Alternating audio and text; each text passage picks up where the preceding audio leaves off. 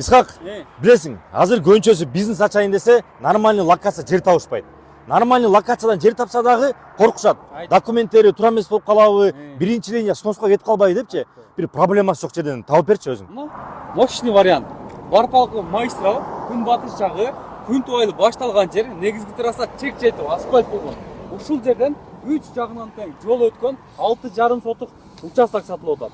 Документтери колдо, 2002 жылы решениясы чыккан. Участоктун формасы дал мына ушундай размерде. Негизи багыты бул жакта жеке турак жай куруу үчүн. Под бизнес алмаштырып койсо болот. Под бизнес да кылса болот.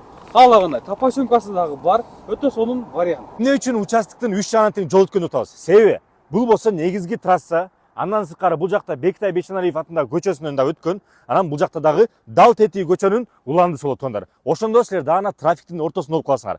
Документтер менен бир да проблема жок. Казык калган, тапашөнка болгон туугандар. В общем, келип эле бизнести баштасаңыздар болот. Кааласаңыздар АЗС, автомойка, замена масла, кафе, ресторан болбосо бул жерге өзүнчө строймаркет, супермаркет куруп койсоңуздар болот. Дээрлик өзүңүздөр билесиңер туугандар. Андан сырткары айта кетчү нерсе, дал ушул негизги жолдон 10 метр аралык бул жакта калган. Бул эмнени билдирет? Парковка менен эч кандай проблема жок болот, прилегающий территориялар дагы бар болот. Туугандар, бул Барпалков магистралдын күнбатыш жагындагы көчмө сети курулуп жаткан домдор. Ошо менен эле келесиздер, негизги трассанын боюнда эле чек чейип турат. Баасы дагы $129,900. Дагы сүйлөшсөңүздөр болот. Кененирээк ушул номерлерге байланышыңыздар.